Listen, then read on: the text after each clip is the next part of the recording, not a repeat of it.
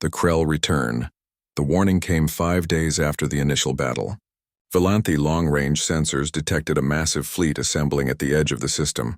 Intelligence analysts worked frantically to count the vessels, and each new number made Commander Hira's heart sink lower. 300 warship, her tactical officer reported, his voice hollow with despair, including at least 20 dreadnought-class vessels. This is not a raiding force. This is an extermination fleet. Hira stood in her command center, staring at the tactical display with numb horror. The Krell Empire was not coming to conquer anymore.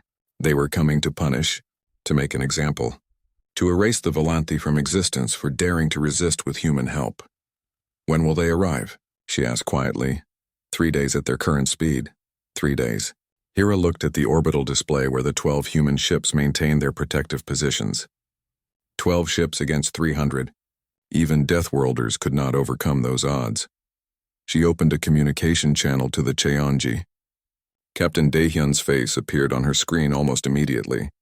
He looked grim, clearly already aware of the situation. "Captain, you need to leave," Hira said without preamble. "Take your ships and go. There is no point in you dying with us. We are not leaving, Commander.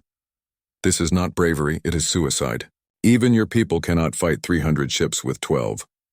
Daehyun's expression was calm, almost peaceful. "We have already sent word to Earth. Reinforcements are coming. There is no time for reinforcements. The Krell will be here in 3 days. Then we will hold for 3 days. Hira wanted to scream at him, to make him understand that noble sacrifice achieved nothing, but she could see in his eyes that argument would be useless. Humans did not abandon those who needed help, even when it meant certain death. 2 days later, Admiral Yunho arrived with the Earth reinforcement fleet.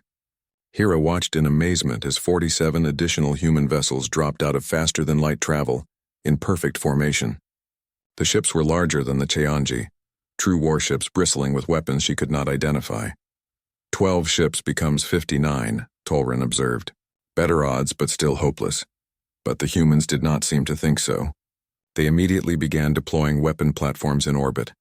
Thousands of small satellites that positioned themselves in defensive grids. They scattered mines throughout the system's approaches. Most strange of all, they placed dozens of simple metal rods in high orbit. Objects that appeared to have no propulsion or weapon systems. "What are those?" Hira asked when Captain Daehyun came aboard the Volanthi Command Center for a strategy meeting. "Kinetic kill satellites," he explained. "Just tungsten rods in orbit. When we need them, we drop them on targets. They fall at extreme velocity and hit with incredible force. Simple but effective." Admiral Yunho spread a holographic tactical display across the briefing table. He was older than Daehyun, his hair graying at the temples, but his eyes were sharp and calculating. "Commander Hira, we need to discuss strategy. The Krell are expecting to find you defenseless. Instead, they will find us waiting." "You plan to fight them?" Mivash asked incredulously. 300 against 59? "We do not plan to fight them here," Yunho corrected. "We will intercept them in deep space far from your planet. Force them to come to us on our terms." Jiwon pulled up fleet composition data. "The Krell are bringing dreadnoughts. Those ships are heavily armored and shielded. They will be difficult to destroy." "Then we do not destroy them," Yunho said calmly. "We cripple them. Target their engines and weapons systems. Make them unable to fight without killing their crews unnecessarily." Commander Hira, "I understand galactic warfare has conventions about acceptable casualties. We will try to honor those conventions while still winning." Hira felt a surge of gratitude. These humans were trying to fight in a way that would not horrify the galaxy even more. They were attempting to be civilized despite their violent nature. "What do you need from us?" she asked. "Stay here and protect your planet. If any Krell ships break through our lines, your defensive shields need to be ready. This is your world. We are just here to help you defend it." The Krell fleet arrived exactly on schedule, massive and intimidating. 300 warships in tight formation, their weapons powered and ready. At their center, the dreadnoughts floated like small moons, each one capable of reducing a planet's surface to slag. Admiral Yunho positioned his fleet between the Krell and Volanth Prime, 60 light seconds out from the planet. He opened a communication channel, his translator rendering his words into Krell language. "Krell fleet, this is Admiral Yunho of the Earth Defense Forces. You are ordered to withdraw from this system immediately. The Volanthi are under our protection. This is your final warning." The response came from Krell High Commander Vexthor, a veteran warrior with hundreds of conquered worlds to his name. Humans, we have researched you since our last encounter. You are Deathworlders, abominations from a quarantine zone. You have no authority here. Stand aside or be destroyed. Last chance, Yunho replied calmly. Vexthor's response was to open fire with his entire fleet. The space between the two forces lit up with weapons fire. Krell energy beams lanced out toward the human ships, deadly concentrations of plasma designed to overwhelm shields and boil armor. But the human vessels were already moving, scattering in patterns that made targeting difficult. Human missiles launched by the thousands, streaking toward the Krell formation. Point defense systems intercepted many, but not enough. Explosions rippled through the Krell front lines as missiles found their targets. But the Krell armor held. These ships were tougher than the ones from the first battle. Deploy fighters, Yunho ordered. All wings, weapons free. Human fighter craft launched from carrier vessels, small agile ships that accelerated to frightening speeds. They swarmed into the Krell formation like angry wasps, targeting sensor arrays and weapon mounts. Krell interceptors tried to stop them but were outmatched in maneuverability and pilot skill. The dreadnoughts pushed forward, their massive forms shrugging off hits that would have destroyed smaller vessels. Their main cannons fired, and several human ships took direct hits. Shields flickered and died, armor melted, 2 human vessels went dark, crippled but not destroyed. Railgun batteries target the lead dreadnought, Yunho commanded. Fire on my mark. A dozen human warships aligned themselves and fired simultaneously. Solid projectiles traveling at relativistic speed slammed into the dreadnought's shields with kinetic force that no energy weapon could match. The shields held for 3 seconds, then collapsed. Follow-up shots punched through armor and disabled the ship's main engines. Boarding teams go, Yunho said quietly. Assault shuttles launched toward the disabled dreadnought. Krell fire tried to stop them, but human point defense was too good. The shuttles attached to the hull and began cutting through. Hera watched from her command center as the battle unfolded. It was nothing like civilized warfare. There were no pauses for negotiation, no ritualized challenges. Just brutal efficiency as humans systematically dismantled the Krell fleet. But the Krell were not helpless. They adapted, focused their fire, and managed to destroy 3 human ships completely. Hundreds of human lives ended in those explosions. Yet the human fleet did not falter or retreat. They pressed forward with mechanical precision. They fight like machines, Tolran whispered. No fear, no hesitation. They fight like survivors, Hera corrected. This is what they learned on their death world. Fight with everything you have or die. The battle raged for 6 hours. In the end, half the Krell fleet was destroyed or crippled. The survivors, including High Commander Vexthor himself, fled in disarray. The Krell Empire had been defeated again, this time even more decisively. But the victory came at a cost. 7 human ships had been destroyed. Others were heavily damaged. Casualties numbered in the thousands. Hera watched as rescue ships moved among the debris, searching for survivors. Admiral Yunho contacted her from the bridge of his flagship. He looked exhausted. Commander Hera, the immediate threat is over. The Krell will not return soon after losses like this. Admiral, I am so sorry. Your people died defending us. They died doing their duty, Yunho said quietly. They knew the risks. Every human in this fleet volunteered to be here. They believed in protecting those who could not protect themselves. Hera felt tears forming. Why? Why would you sacrifice so much for strangers? Because someone has to, Yunho replied. Because we have the strength to help and others need that help. What kind of people would we be if we walked away? As the transmission ended, Hera understood something fundamental about humans. They were not just dangerous because of their physical capabilities or their advanced weapons. They were dangerous because they had principles they would die for. In a galaxy that had forgotten how to truly sacrifice, Deathworlders remembered. Understanding the Deathworld difference over the next week, the cultural exchange between humans and Volanthi revealed just how different their worlds truly were. Lieutenant Jiwan had volunteered to conduct joint training exercises with the Volanthi Defense Forces, and the experience proved eye-opening for everyone involved. Again, Jiwan called out, watching as a squad of Volanthi soldiers attempted to complete what humans considered a basic obstacle course. She had already reduced the gravity to Volanthi normal and shortened the course by half, but they were still struggling badly. Commander Hera stood beside her, watching her people with growing embarrassment. 3 soldiers had already collapsed from exhaustion. 2 more were being treated for muscle strains. The course itself was simple by human standards. Just a 10-kilometer run followed by some climbing exercises. But for Valanthe it might as well have been torture. "Your soldiers train like this every day?" Hira asked quietly. "This is light training," Jiwan admitted. "On Earth we would consider this a warm-up before the real exercises begin." One of the Valanthe soldiers finally crossed the finish line and immediately collapsed. Medical personnel rushed to provide assistance. Jiwan jogged over to check on him, barely breathing hard despite having run the course 3 times herself as a demonstration. "I am fine," the soldier gasped. "Just need water and air, and possibly to never move again." Jiwan helped him sit up carefully. "You did well. It takes time to build endurance." "How long did it take you to reach your current fitness level?" the soldier asked. "I have been training since I was 12 years old. That is 16 years of regular exercise." The soldier stared at her in horror. 16 years? "We trained for 6 months before entering active service." Hira led Jiwan away from the training ground, wanting to speak privately. "Lieutenant, I think we need to accept that our species cannot match human physical capabilities. Our bodies simply did not evolve for this kind of stress." "I understand, Commander. I am just trying to find common ground.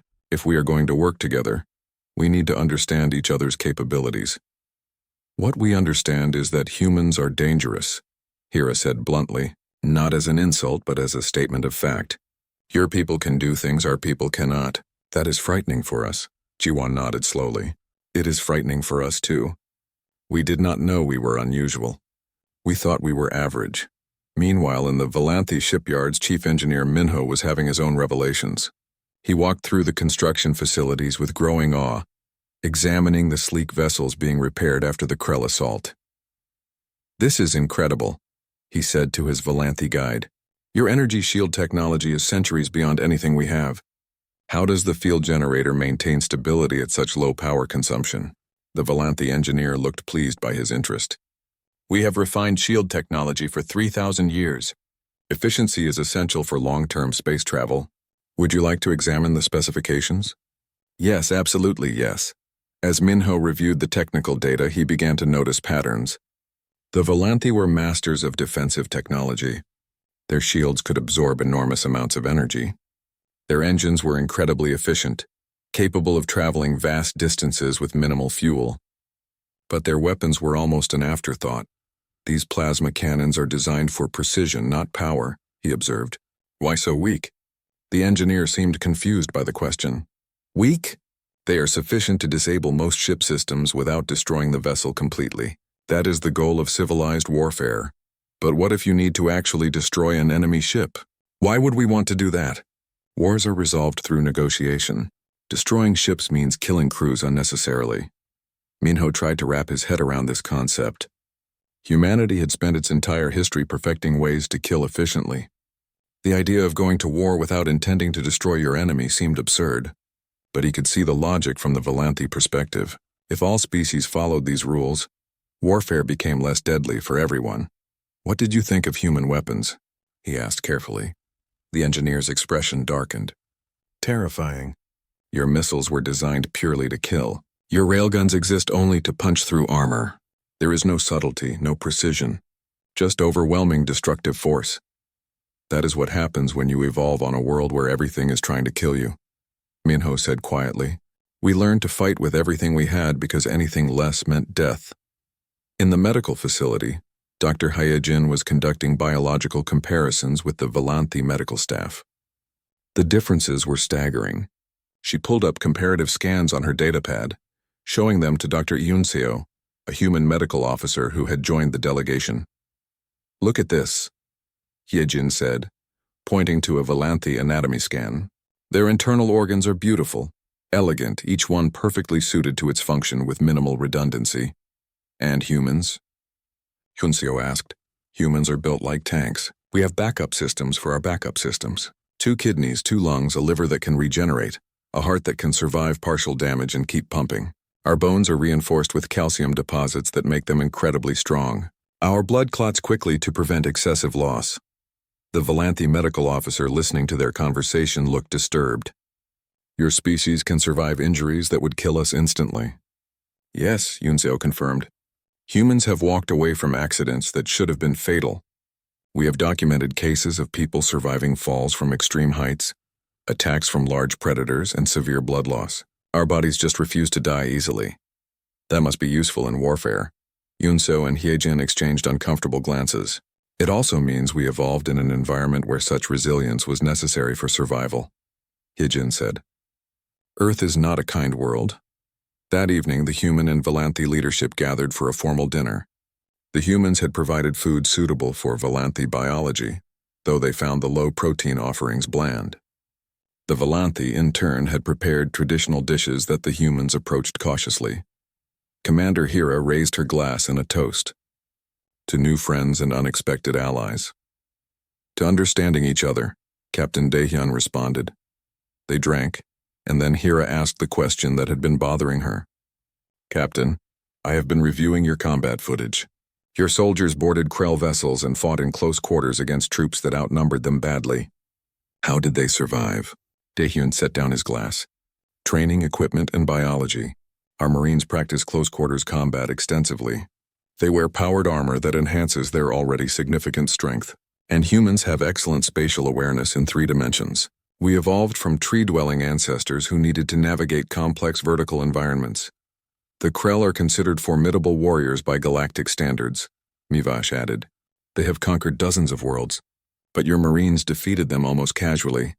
We did not know they were supposed to be formidable, Ji-won said. They fought predictably.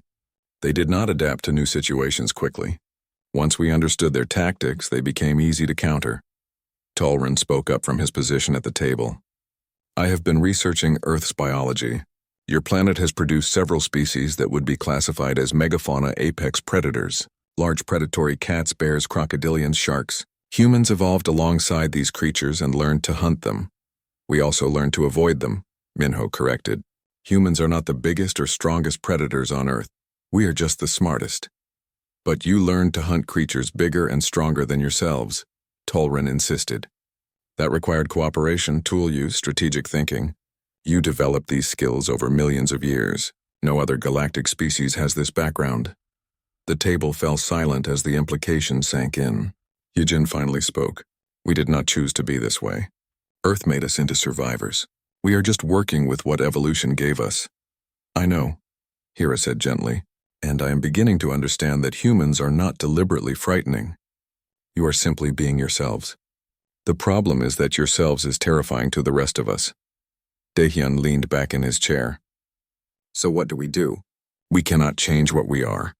No, but you can help us understand you. Show the galaxy that Deathworlders can be protectors instead of threats. You saved us when you could have ignored our call for help. That means something. The Krell will not forget their defeat, Mivash warned. They will return with greater numbers. When they do, will humans still stand with us? Daehyun met the security chief's eyes steadily. Yes, we do not abandon people who need help. That is not who we are. Hira felt a strange emotion. Despite her fear, despite the primal terror humans inspired, she believed him. These Deathworlders might be the most dangerous species in the galaxy, but they were also the most honorable. First contact protocol. The shuttle ride to the human vessel made Hira increasingly nervous. She had brought her science advisor Tolran and her security chief Mivash, both of whom looked as uncomfortable as she felt. Through the viewport they could see the Cheonji growing larger. The ship's design was nothing like Valanthi or even Krell vessels.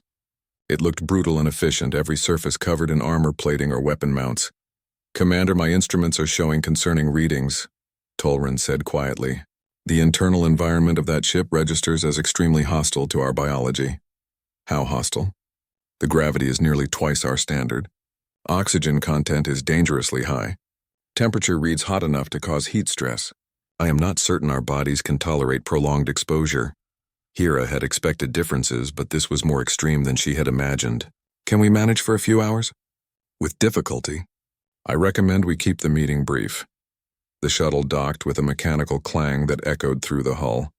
Hira and her delegation moved carefully through the airlock, immediately feeling the increased weight pressing down on them. Each step required effort. The air felt thick and hot against her skin. Captain Daehyun was waiting in the docking bay with several of his officers. Hira's first in-person look at humans made her take an involuntary step backward. They were tall, significantly larger than Volanthi, with dense muscle visible even beneath their uniforms. Every movement suggested barely contained power, but it was their faces that truly unsettled her. Those forward-facing predator eyes tracked her group with unsettling focus. When Daehyun smiled in what she assumed was a greeting gesture, she saw far too many teeth, flat ones for grinding and sharp ones for tearing. Everything about human morphology screamed apex predator. "Commander Hira," Daehyun said, his voice rumbling through the translation device. "Welcome aboard the Cheonji. Thank you for trusting us enough to come." Hira forced herself to move forward, fighting against the heavy gravity. "Captain, you saved my people. The least I can do is speak with you face to face." Daehyun gestured to his officers. "This is my tactical officer, Lieutenant Ji-won, my chief engineer Min-ho, and our xenobiologist Dr. Hee-jin. They are eager to learn about your species." Hee-jin stepped forward with barely contained enthusiasm, making Hira flinch. The human scientist seemed to realize she was being too aggressive and forced herself to slow down. "I apologize. This is very exciting for us. You are the first alien intelligence we have ever encountered." "First?" Tolran spoke up, his voice strained from the gravity. "You have never met another species before?" "Never," Minho confirmed. "Humans have only had faster-than-light travel for 3 years. We have been exploring our local space but found no signs of advanced life until we intercepted your distress call." Hira struggled to process this information. "Then you are a young species, recently emerged. That would explain why you are not in our databases." "How many species are in your databases?" Ji-won asked. 47 spacefaring civilizations in our region of the galaxy. The Volanthi are among the older ones. We have been traveling between stars for nearly 6,000 years. The humans exchanged glances that Hira could not interpret. Daehyun gestured toward a corridor. "Perhaps we should move to a conference room where we can sit and talk more comfortably. I notice the gravity is affecting you. We can reduce it in a meeting space." They walked slowly through the ship's corridors, and Hira tried not to stare at everything around her. The interior was stark and functional, with exposed pipes and reinforced walls. Everything was built heavy and strong, designed to take punishment. It was so different from the elegant curves of Volanthi architecture. The conference room was slightly better. The gravity reduced to something closer to normal, though still heavy. The air was cooled somewhat. Hira and her delegation sank gratefully into seats that had been hastily modified for their physiology. Daehyun sat across from her, his officers flanking him. "Commander, I think we should be direct with each other. You called for allies called the Meridians. Instead, you received us. We need to understand the situation. Who are the Krell? Why did they attack you?" Hira organized her thoughts carefully. The Krell Empire is one of 5 major powers in this region of the galaxy. They are an aggressive, expansion-focused civilization that conquers through military force. The Volanthi are a peaceful federation. We have no significant military capability. 3 months ago, the Krell decided our worlds would become part of their empire. They have been systematically invading our colonies. You called the Meridians for help? Yes, they are our longtime allies. We have trade agreements and mutual defense treaties, but somehow our signal reached you instead. Tolran pulled out a data pad, his tentacles shaking slightly as he worked. "Captain, may I ask where your home world is located? If we can establish your position, perhaps we can understand how the signal routing error occurred." Yejin pulled up a star map on the conference table's holographic display. "This is Earth's location." A point lit up in what appeared to be the outer edge of known space. Tolran stared at the display in growing shock. "That cannot be correct. That region is marked as a restricted zone in all our navigation charts." "Restricted how?" Minho asked. "That is Deathworld territory. The entire sector is quarantined. No civilized species would establish colonies there." The humans looked confused. Ji-won leaned forward. "What is a Deathworld?" Tolran seemed reluctant to answer, but Hira nodded for him to continue. The science advisor spoke carefully. "Most species in the galaxy evolved on what we call paradise worlds. Stable climates, gentle gravity, calm geology, peaceful ecosystems. Evolution proceeded slowly with minimal environmental pressures. A Deathworld is the opposite. Extreme gravity, violent weather, aggressive predators, unstable tectonics. High radiation. Worlds where simply surviving requires constant adaptation and struggle. Death worlds produce Deathworlders, Mivash added quietly, species that are fundamentally more dangerous than those from paradise worlds. Physically stronger, more aggressive, more resistant to injury and death. The few Deathworld species the galaxy has encountered have all been problematic. Daehyun sat back in his chair. And you think Earth is a death world? I am certain of it, Tulrin said. He pulled up biological data. Your muscle density is 3 times what a Valanthi possesses. Your bone structure is reinforced to handle impacts that would shatter our skeletons. You have redundant organs, extreme healing capabilities, and pain tolerance that borders on incomprehensible. Your eyes suggest you evolved from predator stock. Your teeth indicate an omnivorous diet with significant meat consumption. Hyejin looked fascinated rather than offended. Earth does have high gravity compared to most planets we have mapped. And our evolutionary history includes several mass extinction events. Competition for resources has always been intense. What Tulren is trying to say politely, Hira interjected, is that humans are terrifying by galactic standards. When I first saw you, my instinct was to flee. Every prey instinct in my body screamed danger. The humans fell silent. Daehyun looked troubled. We did not realize. To us, Earth seems normal. We did not know we were unusual. You defeated 80 Krell warships with 12 vessels, Mivash said bluntly. Your pilots pulled maneuvers that should have killed them from acceleration forces. Your soldiers boarded Krell ships and overwhelmed crews that outnumbered them 10 to 1. That is not normal by any galactic standard, Minho frowned. The Krell seemed poorly prepared. Their ships were well armored, but their weapons were weak. Their tactics were predictable. Because galactic warfare has been ritualized for thousands of years, Tulren explained. There are conventions, limitations on acceptable force levels. Wars are fought with minimal casualties and resolved through negotiation. What you displayed was total warfare, the kind of combat that has not been seen in civilized space for millennia. Jiwan looked uncomfortable. We were just trying to help. We saw someone in danger and responded. And we are grateful, Hira said quickly. Please understand we are not ungrateful. You saved us, but you must also understand that you have shocked the galaxy. Word of this battle will spread quickly. Other species will be afraid. What should we do? Daehyun asked. Hira considered the question carefully. These humans seemed genuinely peaceful despite their dangerous nature. They had not demanded payment or tribute for their assistance. They appeared confused and concerned by the fear they inspired. Perhaps they could be guided.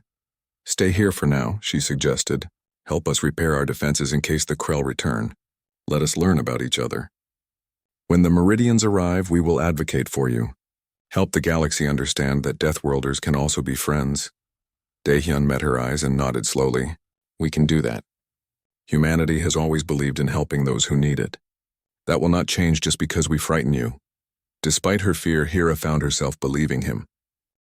The Deathworlders arrived. Commander Hira watched helplessly as another section of the planetary shield flickered and died. The Krell bombardment had been relentless for hours now. Her people were dying in the cities above, crushed beneath collapsing structures or boiled alive when the protective domes failed and ocean pressure flooded in. Where are the Meridians? Her tactical officer asked desperately. The signal was sent 6 hours ago. They should be here. Hira had no answer. Perhaps the Meridians were dealing with their own crisis. Perhaps they had decided the Valanthi were not worth saving. Perhaps the signal had never reached them at all. It did not matter anymore. In 30 minutes, the main shield generator would overload and explode. After that, the Krell would have unrestricted access to the ocean surface. On her display, she could see the Krell fleet in orbit. 80 massive warships bristling with weapons designed to crack planets open. Their commander had demanded total surrender 3 times. Each time Hira had refused. Better to die free than live as slaves to the Empire. Commander. The sensor operator's voice cracked with shock. New contacts. Multiple ships entering the system. Hira's hearts leaped. The Meridians had come after all. How many? 12 vessels. They just appeared at the edge of the system and they're moving fast. Very fast, only 12? Hira's hope crumbled. The Meridians must have sent a scout force. Nothing that could stand against the Krell armada. She pulled up the sensor readings and frowned. The ship configurations were wrong. These did not match any Meridian design in her database. Can you identify them? Negative, Commander. They're not in our recognition files. These are unknown vessels. The bridge fell silent. unknown ships arriving at the exact moment the Volanthi were about to fall. Hera did not believe in divine intervention, but she could not explain what she was seeing. The 12 strange ships accelerated toward Velanth Prime with shocking speed. As they drew closer, Hera's sensors provided more detail. The vessels were smaller than Krell warships but heavily armed. Their hulls were angular and aggressive, painted in dark colors with white markings she could not read. They moved with a precision that suggested exceptional pilot skill. One of the unknown ships opened a communication channel. The transmission was rough, clearly run through some kind of translation system. A voice spoke in heavily accented Volanthi. "Attention, Krell fleet. You are ordered to cease fire and withdraw from this system immediately. This is your only warning." Hera stared at her communications console in disbelief. Who were these people? Where had they come from? And why were they threatening the Krell Empire? The Krell commander Thexmore responded with open laughter. His voice boomed across all frequencies. "Unknown vessels, you are interfering with legitimate Imperial operations. Stand down or be destroyed. You face 80 warships. 12 against 80. Your mathematics are poor." "Final warning," the unknown voice replied calmly. "Withdraw now." Thexmore's response was to open fire. What happened next would be studied by military historians for generations. The unknown ships scattered like schools of fish, moving with impossible agility. Krell weapons fire, deadly accurate by any normal standard, found only empty space. The strange vessels twisted and turned through three-dimensional space in patterns that should have killed their crews from acceleration forces alone. Then they returned fire. Missiles launched from hidden bays.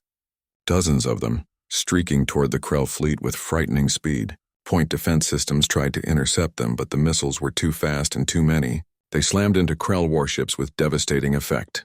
Armor that had been designed to withstand any conventional weapon buckled and tore. Explosions rippled through the Imperial fleet. From the lead unknown vessel, a different weapon fired.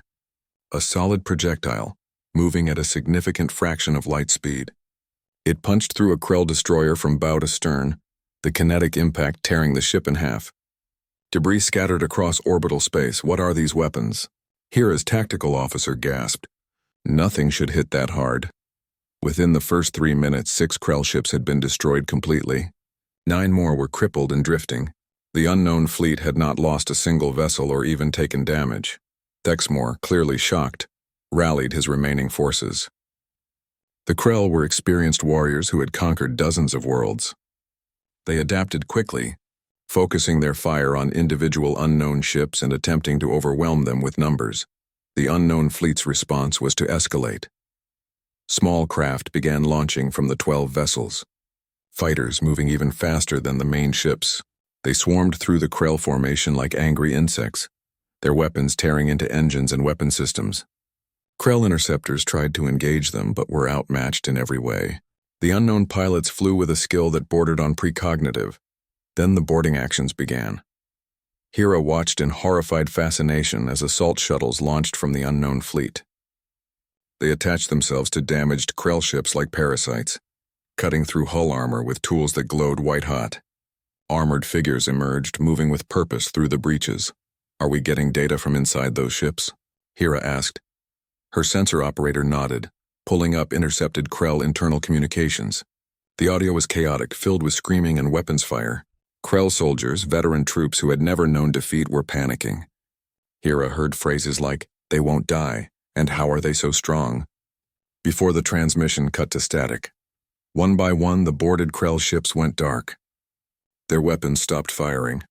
Their engines shut down. When the assault shuttles returned to the unknown fleet, they carried Krell prisoners bound in restraints. Thexmore had seen enough. He broadcast an order across his entire fleet: full retreat. The surviving Krell warships turned and began accelerating away from Velanth Prime, abandoning their damaged comrades and fleeing into the depths of space. The unknown fleet did not pursue. They held position in orbit, weapons still active, as if daring the Krell to return. Hera sat in her command chair, trying to process what she had just witnessed. The Krell Empire had been defeated. Not just defeated, but humiliated, driven away by a force 1/6 their size. It should have been impossible. Her communications console chimed. The lead unknown vessel was hailing her directly. Hira took a deep breath and accepted the connection. A face appeared on her screen. It was like nothing she had ever seen. The creature had smooth skin instead of scales, hair growing from the top of its head, and most unsettling of all, forward-facing eyes, predator eyes. Eyes designed for hunting. The creature's translation system engaged. Commander Hira of the Volanthi Defense Council. I am Captain Daehyun of the human vessel Cheonji. We received your distress signal and responded. Are you in immediate danger? Human, the word was unfamiliar. Hira tried to speak, but her voice caught. She cleared her throat and tried again. Captain Daehyun, we are stable for now thanks to your intervention. But I must ask, who are you? Where do you come from? Daehyun's expression was difficult to read, but Hira thought she detected something like concern. That is a longer conversation. Would you be willing to meet in person? I believe we have much to discuss. Hira looked around her bridge at her shocked officers. Meeting face-to-face with these unknown warriors seemed dangerous. But they had just saved her entire civilization. She owed them at least a conversation. I will come aboard your vessel, she said, with a small delegation. When would be convenient? Whenever you are ready, Commander. We will be waiting. The transmission ended. Hira stood slowly, her legs unsteady. Her second officer approached her carefully. Commander, is this wise? We know nothing about these humans. Hira looked at the tactical display where the 12 human ships maintained their protective orbit. They could have ignored our distress call. They could have fled when they saw the Krell numbers. Instead, they stayed and fought for strangers. I think we can trust them. She hoped desperately that she was right. The desperate signal, the water around Commander Hira turned dark with ash and debris. Another explosion rocked the ocean floor above her command center, sending vibrations through the crystalline walls. She gripped the edge of her console, her webbed fingers trembling as she watched the tactical display. 17 cities had already fallen. The Krell Empire showed no mercy. Shield strength at 40%, her second officer reported, his voice tight with fear. We have maybe 3 hours before complete failure. Hira closed her eyes for a moment. 3 hours. That was all the time her people had left before the Krell war machines would crush their civilization completely. The Volanthi had never been warriors. They were artists and scientists, philosophers who had spent thousands of years building a peaceful society beneath the waves of their ocean world. War was something they studied in ancient history files, not something they knew how to fight. Send the signal, she said quietly. All frequencies. Emergency protocols. Tell the Meridians we need immediate military assistance. Her communications officer worked quickly, his tentacles dancing across the holographic controls. The distress beacon launched from their deepest transmitter array, carrying with it everything the Meridians would need to know. Coordinates, tactical data, information about Krell fleet strength, and beneath it all a simple, desperate message. Help us, please help us. The signal traveled through space, jumping from relay to relay across the vast network that connected the civilized galaxy. It should have reached the Meridian Collective in less than an hour. They were allies, friends for centuries. They would come. But something went wrong. A solar flare distorted the signal path. An outdated relay station, forgotten for decades, activated and redirected the beacon along a different route entirely.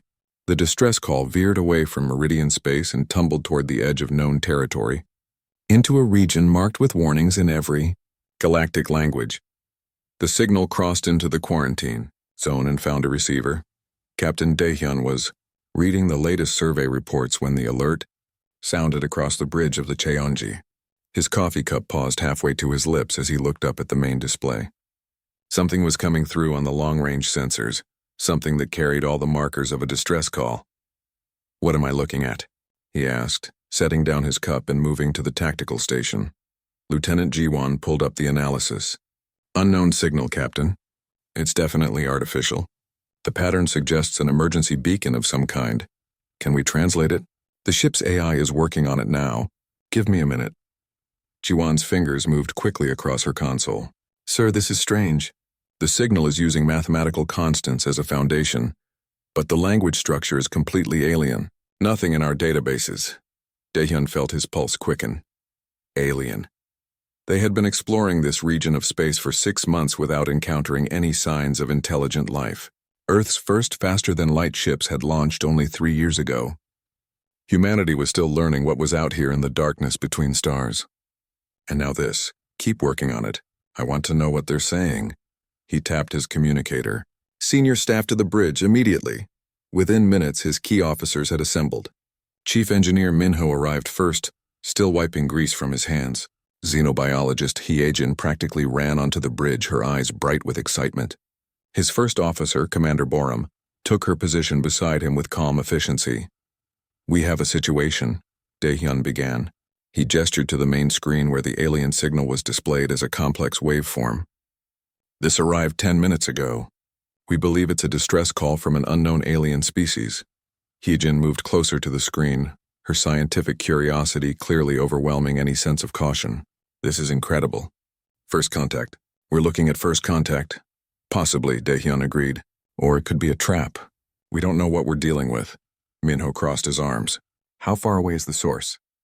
About 6 light years, Jiwon answered. At maximum speed, we could be there in 8 hours. The bridge fell silent. Everyone understood what Daehyun was considering. Humanity had protocols for this situation, but they were theoretical. No one had ever actually needed to use them. The questions multiplied in his mind. What if these aliens were hostile? What if the distress call was bait to lure them into an ambush? What if they were walking into the middle of some interstellar conflict they couldn't understand? But there was another question, simpler and more fundamental. What if someone out there needed help? AI translation progress? He asked. 60% complete, Jiwon reported. We're definitely looking at a military distress signal. Multiple references to combat, coordinates, and urgent assistance needed. Daehyun looked at each of his officers in turn. Borum's face was carefully neutral, leaving the decision to him. Minho looked concerned but ready. Hyejin was practically vibrating with excitement. Jiwon waited patiently for orders. Opinions? He asked. We should help, Hyejin said immediately. If someone is sending a distress call, they need assistance. Isn't that what we do? We also have a responsibility to our crew and our mission, Borum countered. We don't know what we're flying into, Minho shrugged. The ship can handle combat if it comes to that. We're armed for a reason. Daehyun walked to the forward viewport and stared out at the stars. Somewhere out there, an alien species was calling for help. Earth had sent its ships out here to explore, to learn, to discover what else existed in the universe. But humanity had also always believed in helping those who needed it. That was the first rule, the one that had allowed their species to survive and thrive despite everything their violent planet had thrown at them. He turned back to his crew. We respond. Plot a course to the source of the signal. Battle stations, all weapon systems online. We go in ready for anything, but we offer assistance first. Yes. Sir? Jiwon said crisply, her fingers already moving across her console. The Cheonji's engines powered up to maximum, and the ship lurched forward into faster-than-light travel. Behind them, Daehyun sent a message back to Earth Fleet Command, informing them of the situation. It would take weeks for that message to arrive and weeks more for any response. They were on their own. Translation complete, Jiwon announced.